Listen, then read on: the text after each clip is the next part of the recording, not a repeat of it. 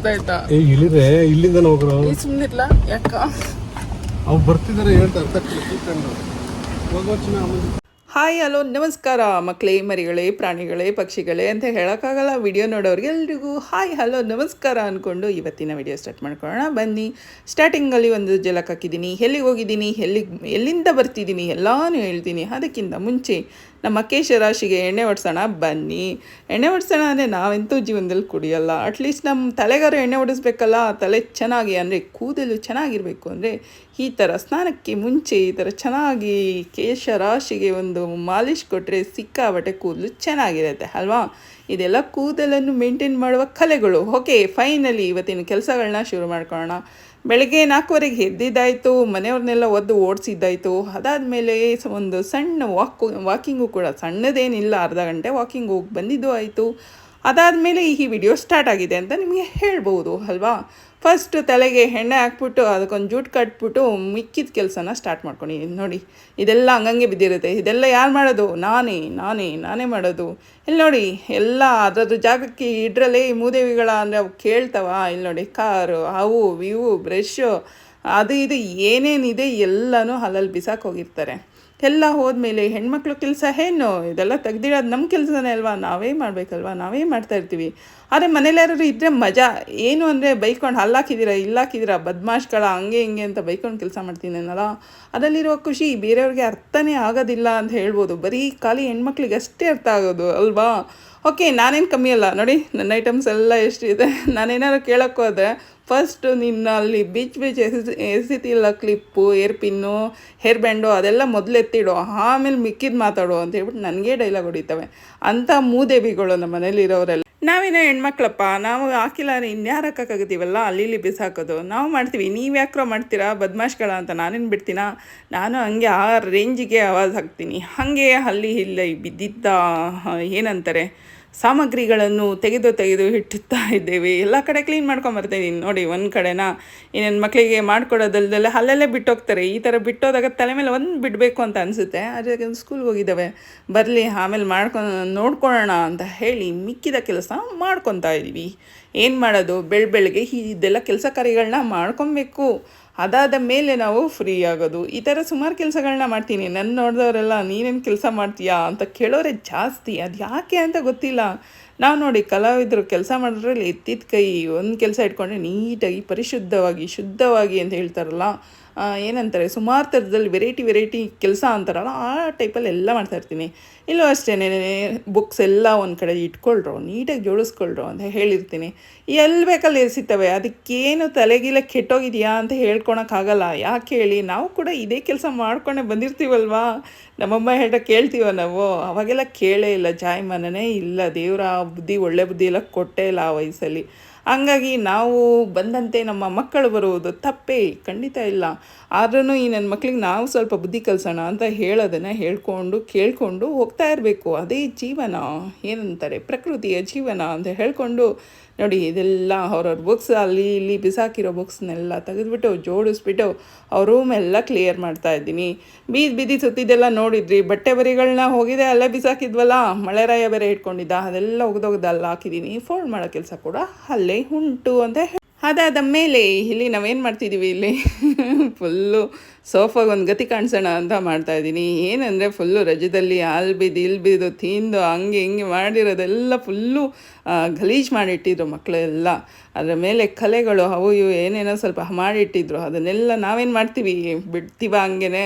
ನಿನ್ನ ಒಂದು ಗತಿ ಕಾಣಿಸ್ತೀನಿ ಇವತ್ತು ಅಂತ ಹೇಳಿ ಫುಲ್ಲು ಏನಂತಾರೆ ರೆಡ್ ಆರ್ಪಿಕ್ ಬರುತ್ತೆ ನೋಡಿ, ಅದನ್ನು ಹಾಕ್ಬಿಟ್ಟು ಚೆನ್ನಾಗಿ ಉಜ್ಜುತ್ತಾ ಇದ್ದೀನಿ. ಹೌದು, ಈ ಥರ ಕ್ಲೀನಿಂಗ್ ಎಲ್ಲ ಮಾಡಬೇಕು ಅಂದರೆ ರೆಡ್ ಆರ್ಪಿಕ್ಕನ್ನ ಯೂಸ್ ಮಾಡಿ, ಅಂದರೆ ಕಲರ್ನ ನೋಡ್ಕೊಂಡು ಮಾಡಿ. ಅಂದರೆ ಈ ಥರದ್ದು ಸೋಫಾಗಳಿಗೆಲ್ಲ, ಅಂದರೆ ಲೆದರ್ ಸೋಫಾಗಳಿಗೆ, ಲೈಟ್ ಕಲರ್ ಸೋಫಾಗಳಿಗೆ ರೆಡ್ ಆರ್ಪಿಕ್ಕಲ್ಲಿ ಸ್ವಲ್ಪ ಹಾಕ್ಕೊಂಡು ನೀರಿಗೆ ಹಾಕ್ಕೊಂಡು ಚೆನ್ನಾಗಿ ಉಜ್ಜಿಬಿಟ್ರೆ ಫಳ ಫಳ ಫಳ ಫಳ ಅಂತ ಮಿರರ್ಗಿಂತ ಚೆನ್ನಾಗಿ ಹೋಗಿ ಹೊಳೆಯುತ್ತೆ ಅಂತ ಹೇಳ್ಬೋದು.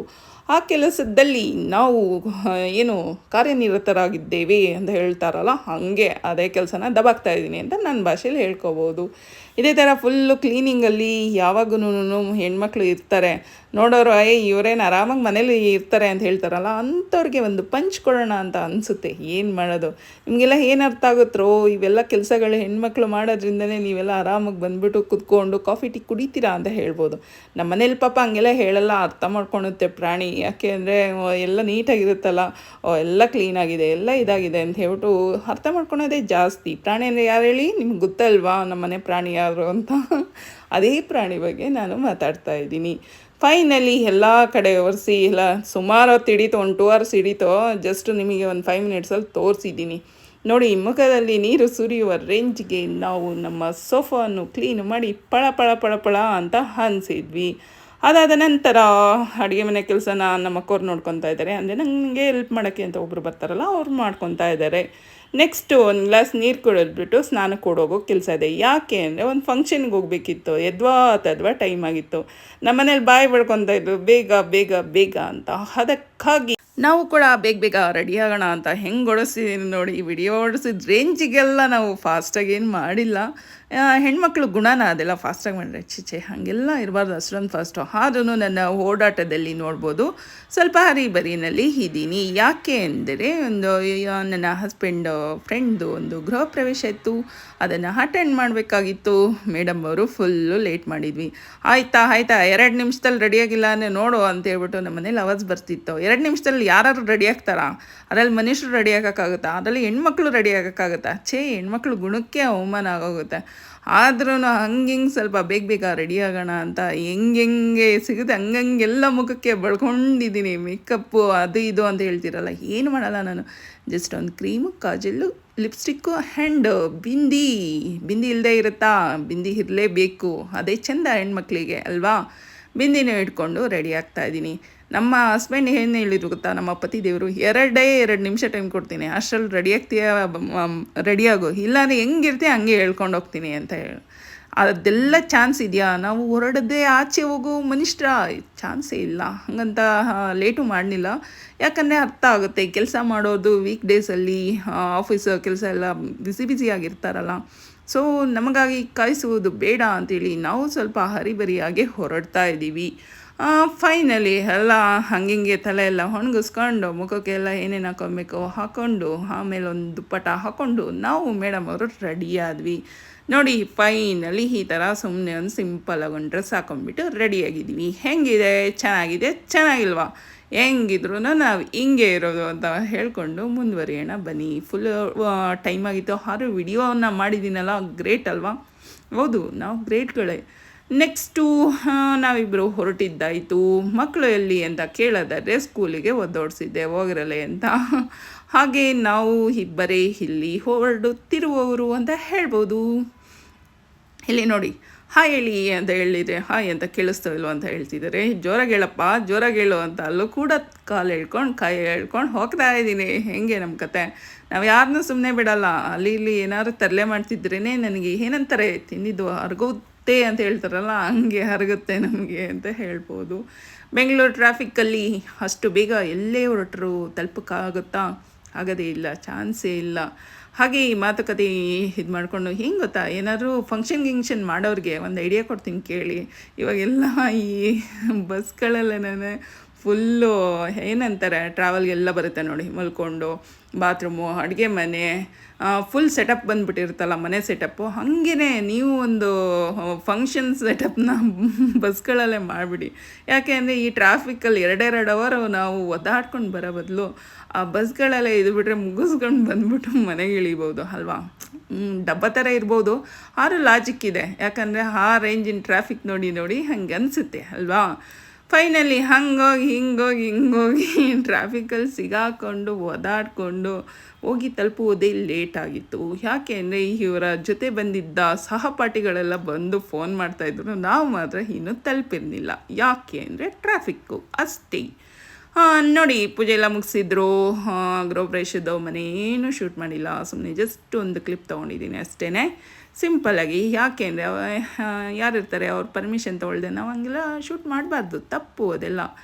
ಓಕೆ, ಇದು ನಮ್ಮ ಆಸ್ತಿ. ಊಟ ಗೀಟ ಎಲ್ಲ ಮಾಡಿಕೊಂಡು ಸರಿಗೆ ತಿನ್ಕೊಂಡು ವೆಜ್ ಅಂದರೆ ಬೋರಿಂಗೆ, ಆದರೆ ನಾನ್ ವೆಜ್ ಅಂದರೆ ಸೂಪರ್ ಅಲ್ವಾ. ನಾನ್ ವೆಜ್ನೇ ಕೇಳೋಕ್ಕಾಗುತ್ತಾ? ಇಂಥದ್ದೆಲ್ಲ ವೆಜ್ಜು ತಿನ್ನಬೇಕಾಗುತ್ತೆ, ಪ್ರಾಣಿಗಳೆಲ್ಲ ಪಕ್ಷಿಗಳ ಥರ ಅಲ್ವಾ.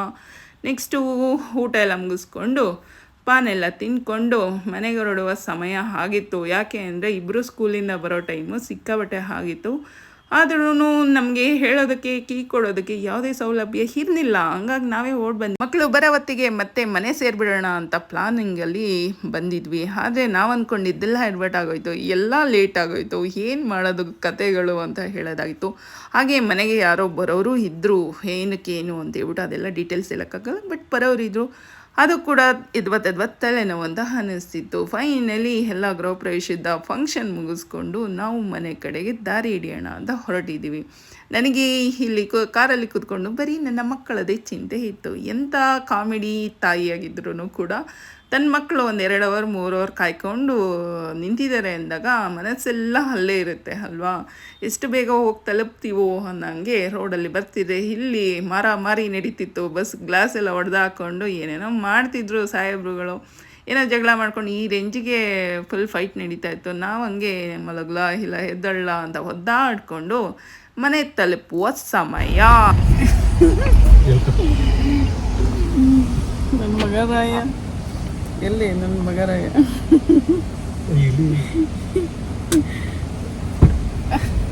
ನನ್ನೇ ಹೇಳಿಸ್ತಾನೆ, ನೀನು ಕುತ್ಕೊತಿದ್ಯಲ್ಲೋ. ಆಯ್ ಮಗರಾಯ, ಕದು ಸುಸ್ತಾಯ್ತಾ? ಇಲ್ಲಿಂದ ಹೋಗ್ರು ಸುಮ್ಮನಿರ್ಲ ಯಾಕ? ಅವ್ರು ಬರ್ತಿದ್ದಾರೆ ಹೇಳ್ತಾ ಅರ್ಥ ಕೂತ್ಕೊಂಡು. ನಮ್ಮನೇಲಿ ಟೈಮ್ ಆಗಿದೆ ಅಂತ ಒದ್ದಾಡ್ತಾ ಇದ್ದೆ. ನನಗೆ ಇಲ್ಲಿ ಸುಮಾನ ಅಂತಾರಲ್ಲ, ಆ ಸುಮಾನನ ನಾನು ಆಡ್ತಾ ಇದ್ದೆ. ಏನು ಮಾಡೋದು, ಆ ಟೈಮಲ್ಲೇ ನಮಗೆ ಹೀಗೆಲ್ಲ ಹಾಡಬೇಕು ಅಂತ ದೇವರು ಮನಸ್ಸು ಕೊಡುತ್ತೆ, ಮನಸ್ಸು ಶಾಂತಿ ಕೊಡುತ್ತೆ, ನಮಗೆ ಖುಷಿ ಕೊಡುತ್ತೆ. ಎಲ್ಲ ಗೊಳ್ಕೊಂತಿದ್ರೆ ಹಾಗೆ ನಾವು ಗೊಳ್ಕೊತಾ ಇದ್ವಿ. ನನ್ನ ಮಗ ಇಲ್ಲಿ ಅದೇನೋ ಹೇಳ್ತಾರಲ್ಲ, ನಾಯಿ ಕಾದಂಗೆ ಕಾದು ಹಣ್ಗಾಯಿ ನೀರ್ಗಾಯಿ ಹೋಗಿದ್ದ.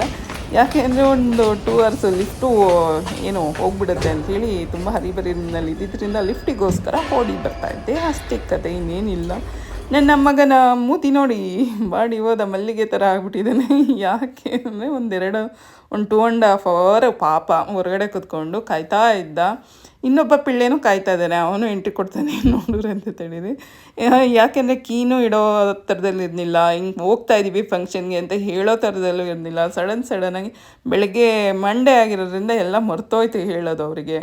ಹಂಗಾಗಿ ನಾವು ಅವರು ಬರೋತ್ತಿಗೆ ಮನೆ ಸೇರ್ಕೊಳ್ಳೋಣ ಅಂದರೆ ಎಲ್ಲಿ ಆಗದೇ ಇಲ್ಲ ಅಂತ ಹೇಳ್ಬೋದಲ್ಲ, ಆ ಥರ ಆಗೋಯ್ತು. ನೋಡಿ ಇನ್ನೊಂದು ಬರುತ್ತೆ ಇವಾಗ ಮುಸುಟಿ ಮಾಡಿಕೊಂಡು.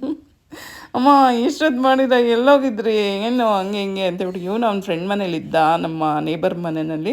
ಪಾಪ ಅವ್ನು ಸ್ವಲ್ಪ ದೊಡ್ಡ ಹುಡುಗ ಅಲ್ವಾ, ಅವ್ನಿಗೆ ಹೋಗೋಕೆ ಒಂಥರ ನಾಚಿಕೆ, ಅವನೆಲ್ಲೂ ಹೋಗಿಲ್ಲ. ಹಾಗಾಗಿ ಹಿಂಗೆ ಸ್ವಲ್ಪ ಸಮಾಧಾನ ಮಾಡಿ ಮಕ್ಕಳಿಗೆ ಏನೇನು ತಿನ್ನಬೇಕು ಅದೆಲ್ಲ ತಿನ್ನೋದಕ್ಕೆ ಕೊಟ್ಬಿಟ್ಟು ನಾವು ಇಲ್ಲಿ ಗಿಡ ಮರಗಳ ಹತ್ತಿರ ಬಂದಿದ್ದೇವೆ. ಯಾಕೆ ಅಂತಂದರೆ ಯಾರೋ ಇದ್ದರು, ಅವ್ರು ಹೋದ್ಮೇಲೆ ದಬಾಕೊಂಡು ಬಿತ್ಕೊಳ್ಳೋಣ ಅಂತ ವೆಯ್ಟಿಂಗ್ ಅಷ್ಟೇ, ಇನ್ನೇನು ಸೀನರಿ ಇಲ್ಲ ಇಲ್ಲಿ.